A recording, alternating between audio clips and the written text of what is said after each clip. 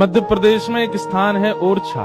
ओरछा में राम राजा सरकार का मंदिर है। वहाँ के राजा थे श्री मधुकर शाह। उनका ऐसा नियम था, कोई भी तिलकधारी अगर उनको दिख जाता था, कंठीधारी, धोती पहना हुआ, किसी भी रूप में कोई वैष्णव वेश में उनको दिखता था, अपने सैनिकों को उन्होंने आज्ञा दे रखी थी कि कोई भी वैष्णव वेश में दिखे उसको ससम्मान मेरे नगर में लाया जाए। उसको माला पहनाते, तिलक करते, आरती करते, दक्षिणा देते। अपरिचित, जानते ही नहीं है, फिर भी क्यों? क्योंकि तुमने कंठी पहनी है, तुमने तिलक लगाया है, तुमने धोती पहनी है, तुम ठाकुर जी के वेश में घूम रहे हो, इसलिए। ऐसे थे श्री मधुकर शाह जी। एक बार मनचले लोगों ने गधे को पकड़ के उसको तिलक लगा दिया और उसके गले में कंठी माला पहना दी और उसको ओरछा के मार्ग में छोड़ दिया। बोले ये मधुकर शाह राजा जो है, ये बहुत अपने आप को तिलकधारियों को प्रणाम करना, कंठी वालों को प्रणाम करना, ये बहुत अपने आप को बहुत विशिष्ट दिखाता, इसको प्रणाम करके दिखाए तो माने हम। ये कहता है तिलकधारी कोई भी हो मैं सबको वंदन करूंगा, तो लोग गधा आ रहा है तिलकधारी। मधुकर शाह ने अपनी ओरछा के परकोटे में सैनिक बैठा रखे थे और जगह के राजा तो सैनिकों को धनुष बाण लेके बैठाते थे कि कोई आक्रमणकारी आए तो मार देना।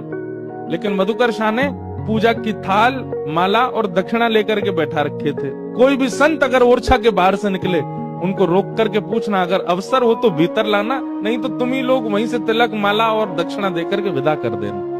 जैसे ही गधे को आते देखा, तिलक लगा था उसके चेहरे पर, जितने सैनिक थे वो थोड़े से घबरा गए। बोले राजा की तो आज्ञा है कि तिलकधारी, कंठीधारी कोई दिखे उसको प्रणाम करना है, अभी गधे को कैसे प्रणाम करें? सैनिक गए मधुकर शाह राजा के पास और कहा, राजन आज एक आश्चर्य हुआ है। बोले क्या?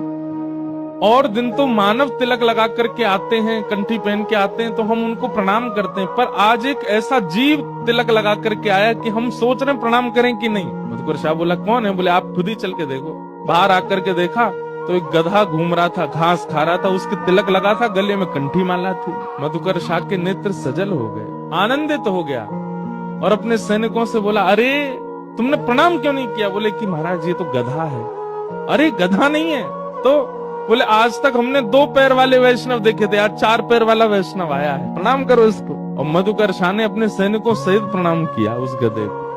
भैया ऐसे वैष्णवों को देख करके यदि मन आनंदित होता है, मन प्रफुल्लित होता है, मन में भाव उमड़ने लगते हैं, नेत्र सजल हो जाते हैं, तो ये समझना चाहिए कि हमसे ठाकुर जी राजी हैं।